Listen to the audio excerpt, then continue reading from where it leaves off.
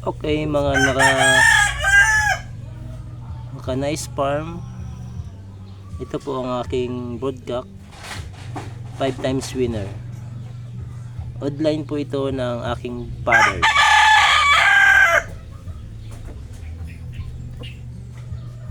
Unang exam, walang sugat. Pangalawang exam, wala din sugat. Pangatlo, wala din sugat. So yung pang-apat nito, pinadalawang exam, pasado. Pero may damage lang ang pakpak sa kayong paa. So ngayon ay mag-breed po tayo ng oddline na broodcock, 5 times winner. I-cross natin sa white hatch.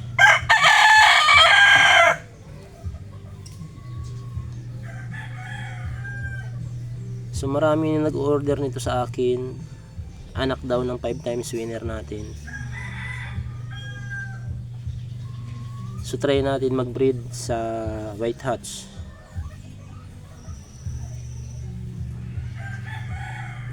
So tingnan natin kung anong kalalabasan. Kung magmamana sa white hatch or kukuha sa 5 times winner. Kahit siguro sa kulay lang ko yung karakteristik ng physical na kanyuan. Tingnan natin kung anong kalalabasan.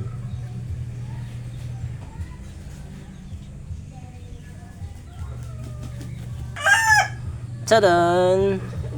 So ayan po ang ating white hatch.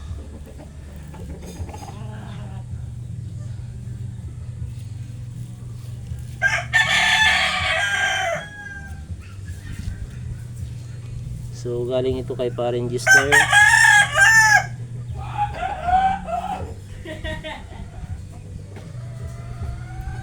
Line winning line din po ito. So anak ito ng F1 na white hatch. So tingnan natin ang resulta kung ano mangyari.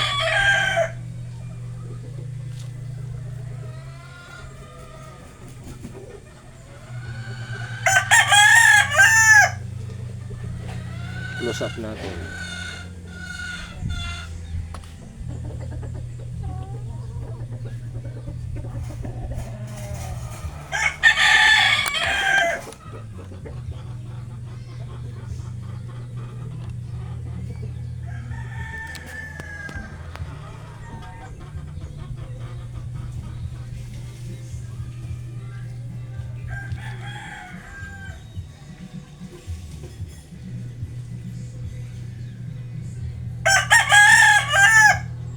Ayan, white hatch po.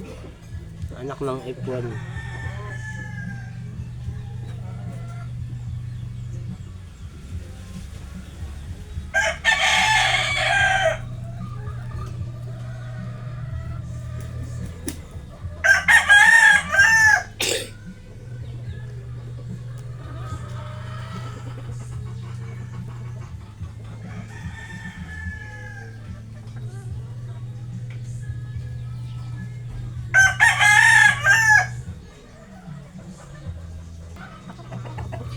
So ayan na po, pinagsama na natin ang oldline 5 times winner na hiraw.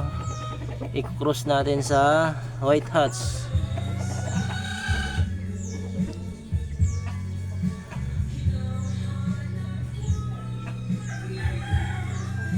Winning line din po yan, white hatch and 5 times winner na hiraw.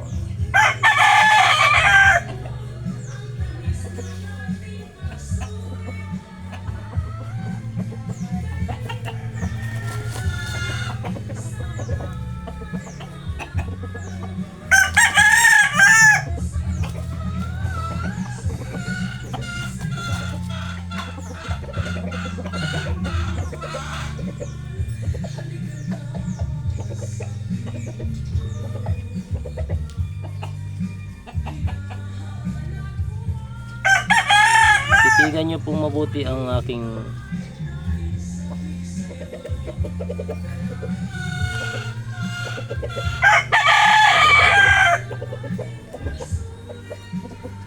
5 times winner na hiraw.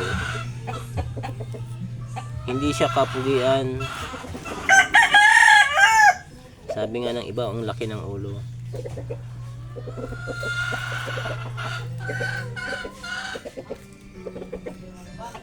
Pero pag pumalo, kinukuha nito sa taas, sure ball.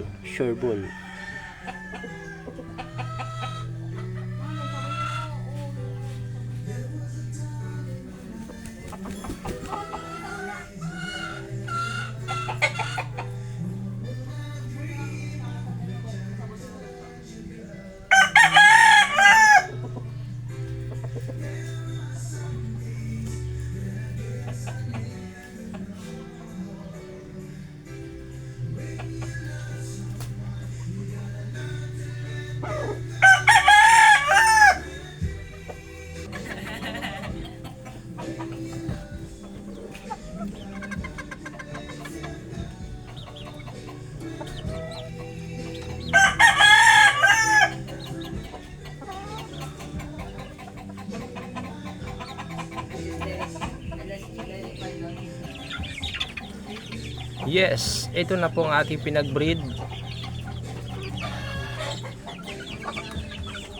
5 times winner na hiraw, oddline, cross sa white hats.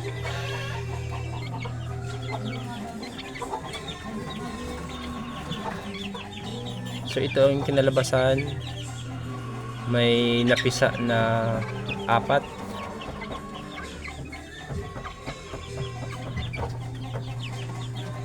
So nagmana siya sa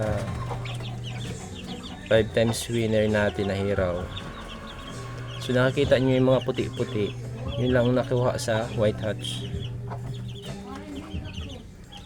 So titigan ninyo mga nice backyard.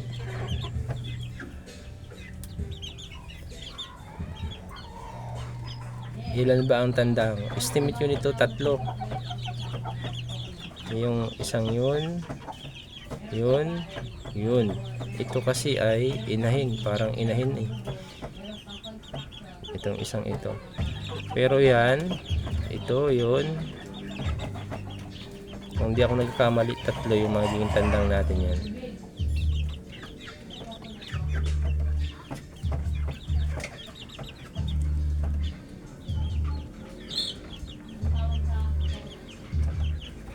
So ito na po yung kinalabasan ng ating crossbreed. So subaybayan po ninyo kung paglaki nito kung gagaya ba sa kanilang ama na 5 times winner,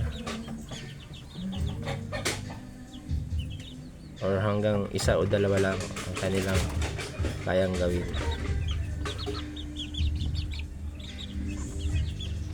So yung white hats natin ay subok na rin yun. Winning line naman din yun.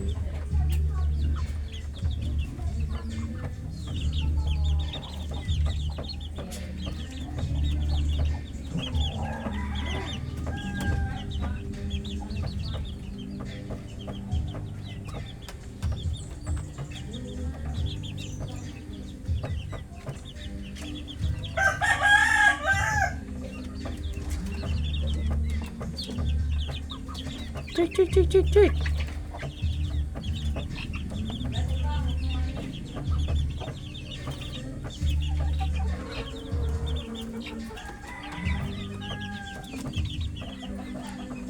Ang nakuha lang sa kanilang ina ay yung may puti-puti lang sila sa dibdib at sa kanilang pakpak. So yun lang ang nakuha nila. Ayan may mga puti-puti lang.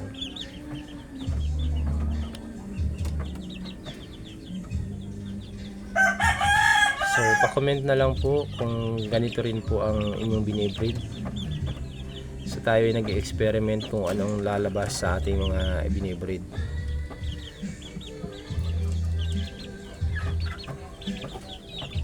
Kasi sa ganitong pagbibreed, based on my experience, depende sa tinatawag na porsyento ng manok kung mataas o mababa. So yung F1 na White House, sa aking pananaw, mataas ang porsyento nun. Pero yung 5 times winner na hiraw, mababa ang porsyento nun kasi old bloodline yun. Kaya siguro talo ng mababa ang porsyento yung mataas. Kumbaga namamana ng mga sisiw yung mababa ang porsyento. Pero mababa ang porsyento pero nananalo. Sabi nga niyan, kahit pangit basta winning line, so saan ka pa. So pa-comment na lang po sa comment section kung sa inyong lugar o based on your experience ay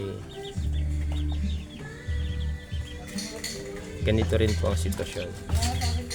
Pero dito sa akin, ganito yung lumabas.